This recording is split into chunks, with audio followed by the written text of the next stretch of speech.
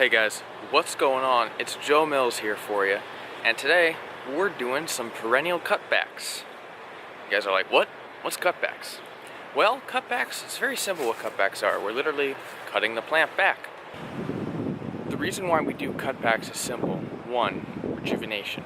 Some plants respond really well to being cut back and they're rejuvenated by it, and it encourages them to grow faster and grow more shoots. Some plants have a lot of dead and diseased foliage sitting on them, as well as shoots. So snipping those back, that reduces the risk of pathogens killing the plant. What pathogens are their diseases, and these diseases really love moisture. So when it rains, or it's got the dew in the morning, and the dew is just sitting on those little, sitting on the dead foliage, just not going anywhere, that increases the risk of moisture, which increases the risk of pathogens. So for those two reasons are the reasons why we cut back perennials and other plants. Right now I'm cutting back this guy, right here. I know you guys can't read that, but the name of the plant is Euphorbia bear with me here. Euphorbia amygdaloides, variety Rabinae. The common name is Rob's wood spurge, from the family Euphorbiaceae, and it's native to Asia. So, cutting this guy back today. I've been all over here doing spots over there. I've been doing spots back there. Now we got a patch of this guy right here behind me. Now you may ask yourself, what's the most important tool to do all these cutbacks? Well, there's a variety of different tools. Let me show you. Alright, so right here are the basic tools that I have for cutting back. First, I've got my hand pruners, which I store on the sheath on my hip. These guys are real handy for doing pretty much everything. If you call yourself a landscaper and you don't have a pair of hand pruners on you at all times, then you're not really a landscaper. Essential to have a really good pair of these. And really easy the way they work.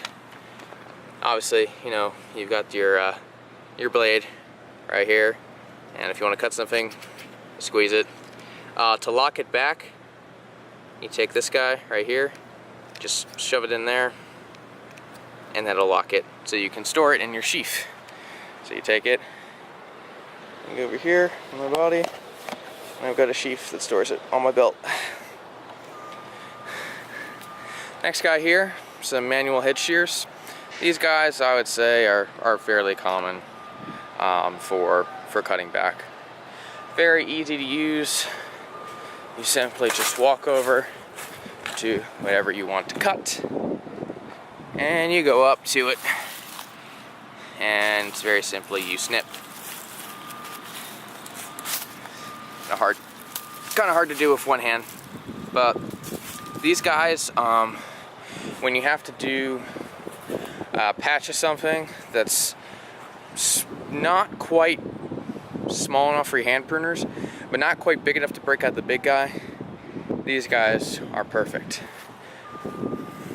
Now, the last tool I have in my toolbox is not really meant for cutbacks, it's meant for shearing, which is my steel KM130 with my articulating hedge trimmer attachment.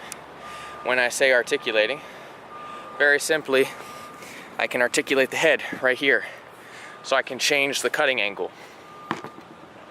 You just simply pull back on this lever right here, and you can change the angle of the head like so. So you can, again, kind of hard to do with one hand. I'll show you guys in a second.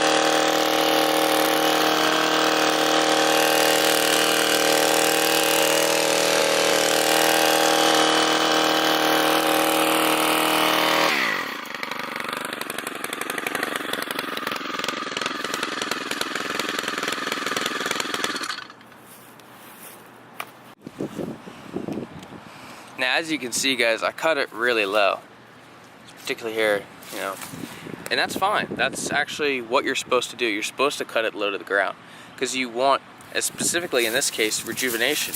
You want the plants to grow bigger and stronger shoots in order to shoot back upward. In fact, some of these I didn't quite get the level I wanted. Now, part of that is due to these wildflowers that popped up.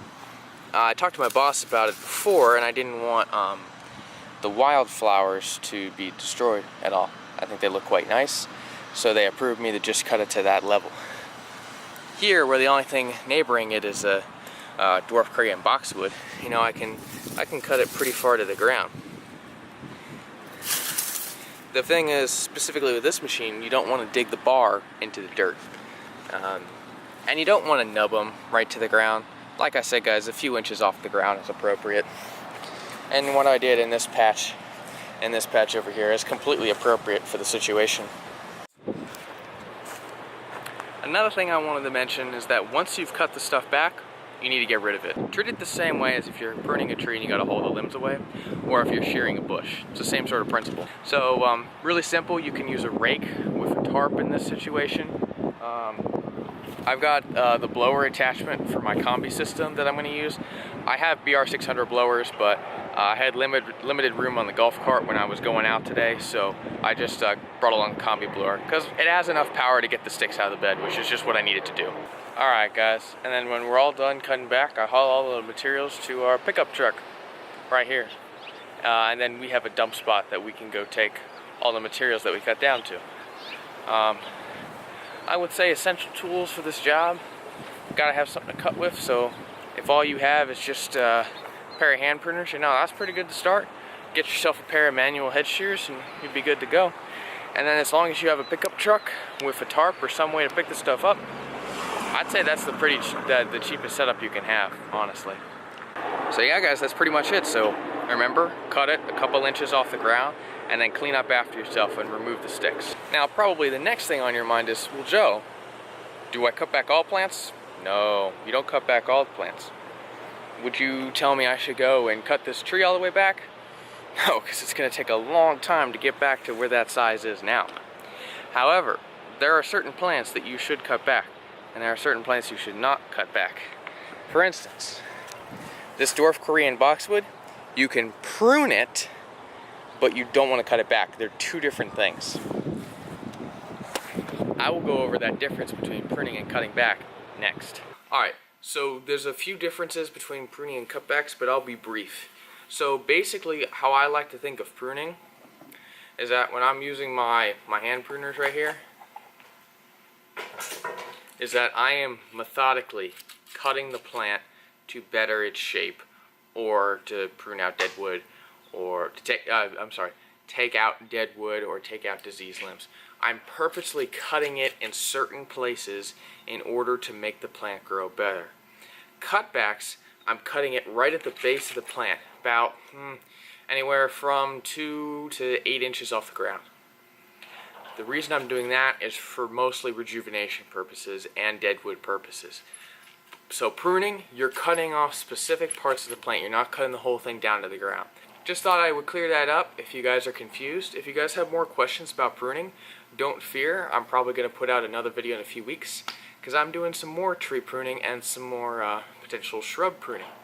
So anyway guys, if you guys want to see more action of cutbacks, I'll put a video in the cards in the corner here, or put it at the end screen or something like that.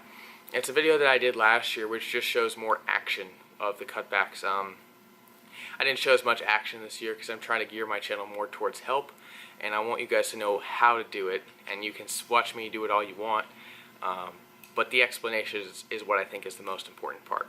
So I will put that somewhere around here so you guys can see it. Yeah guys, as always, let's landscape together.